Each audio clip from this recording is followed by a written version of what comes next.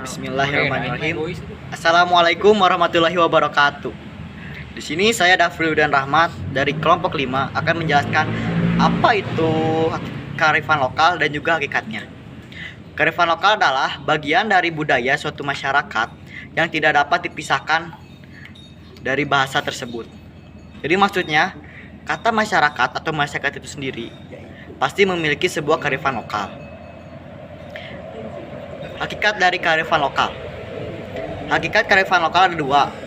Yang pertama, kearifan lokal masyarakat merupakan hasil dari proses adaptasi turun-temurun dari nenek moyang ke generasi selanjutnya, melalui dengan cara cerita-cerita, mitos-mitos, ataupun dari mulut ke mulut. Yang kedua, kearifan lokal adalah sebuah pandangan hidup atau ilmu pengetahuan ataupun berbagai strategi kehidupan dalam memecahkan masalah dalam kelompok atau masyarakat tersebut. Jadi, kearifan lokal juga adalah sebuah pandangan hidup ataupun ilmu pengetahuan yang bisa memecahkan sebuah masalah dalam kelompok tersebut. Misalnya, seperti ada masyarakat yang membuang sampah sembarangan.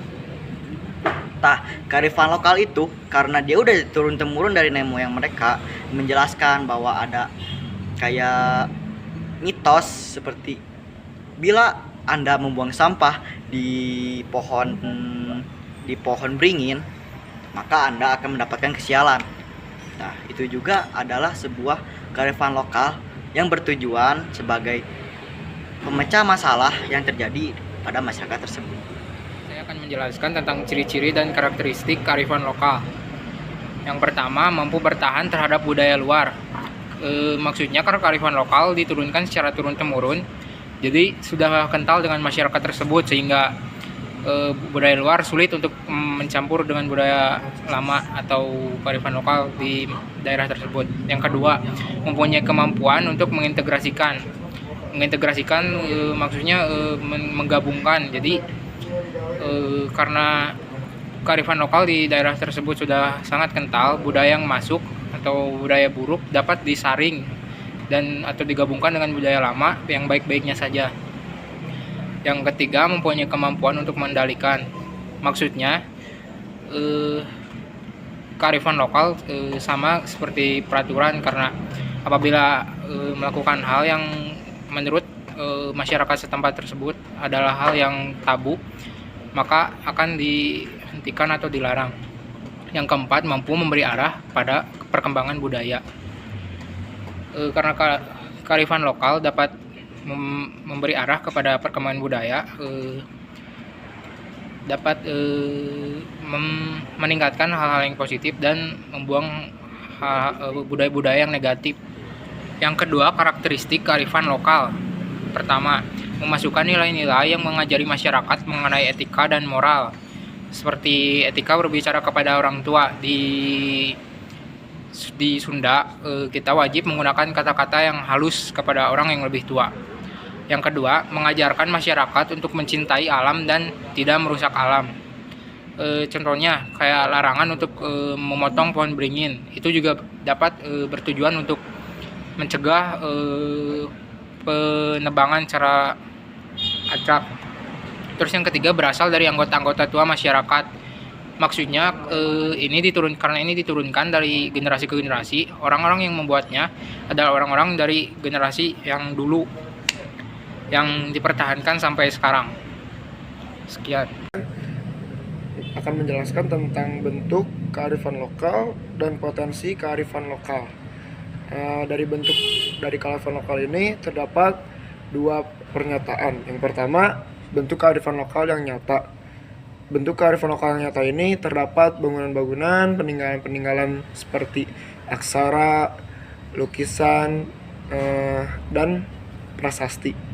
Yang kedua, bentuknya yang tidak terwujud, yaitu dari ritual-ritual dari masyarakat atau adat-adat ritual atau nyanyian-nyanyian ritual dari adat-adat kearifan lokal tersebut.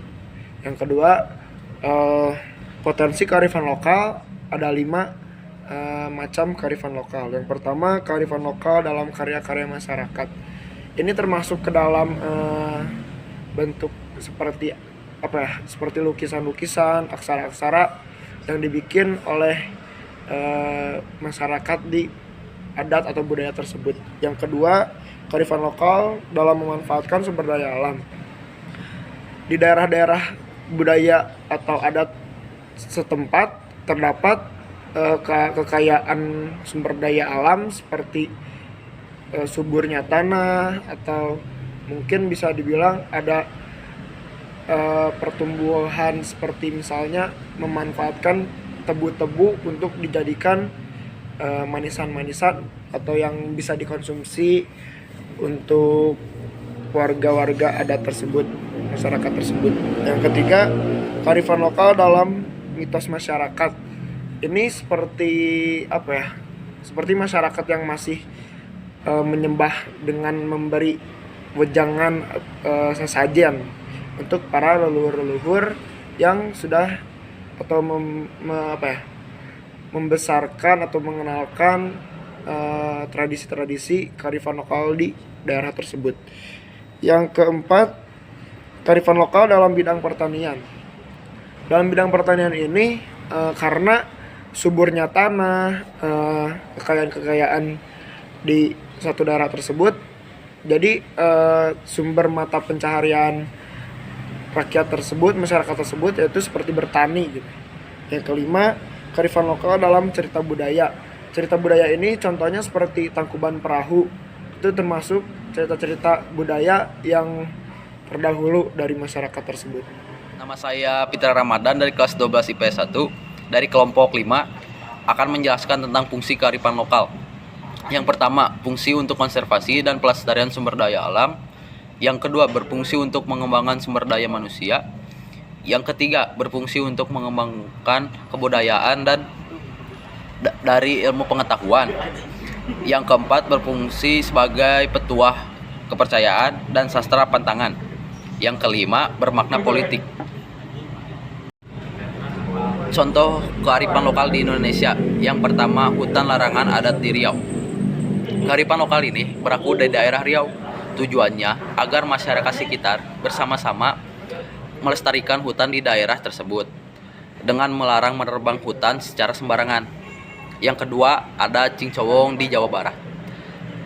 Cingcowong merupakan upacara adat suku Sunda yang bertujuan meminta hujan dan berlangsung secara turun-temurun sebagai wujud pelestarian budaya.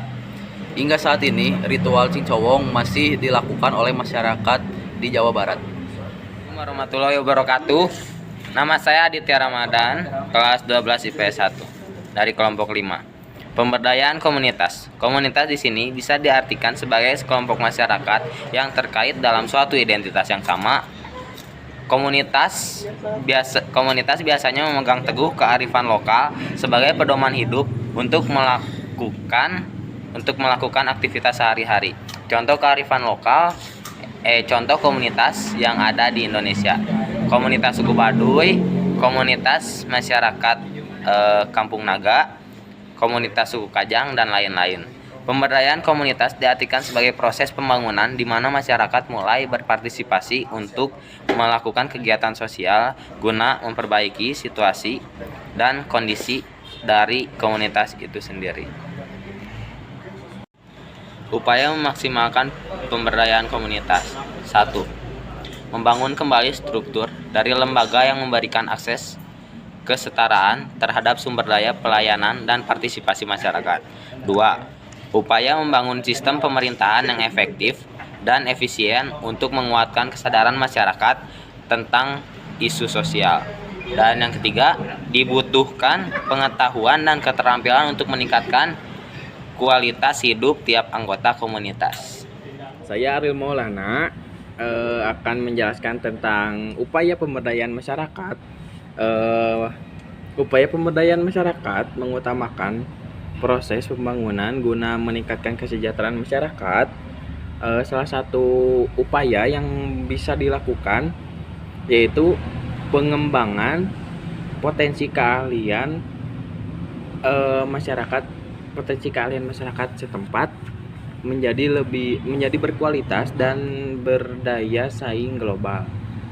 Pada beberapa lokasi atau daerah yang masyarakatnya sudah memiliki keahlian, maka keahlian tersebut bisa dikembangkan menjadi penghasilan mereka.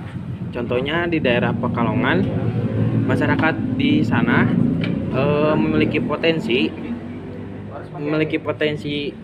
keahlian membuat batik, maka keahlian tersebut bisa dikembangkan sebagai kerajinan yang bernilai jual. Pemberdayaan masyarakat Indonesia. Pada upaya pemberdayaan masyarakat Indonesia sendiri, pemerintah sebenarnya sudah membuat program bernama PNPM, yaitu Program Nasional Pemberdayaan Masyarakat. Program ini memberikan bantuan dan pembekalan sebagai pelatihan agar masyarakat lebih berproduktif dan mandiri dalam memenuhi kebutuhan hidupnya.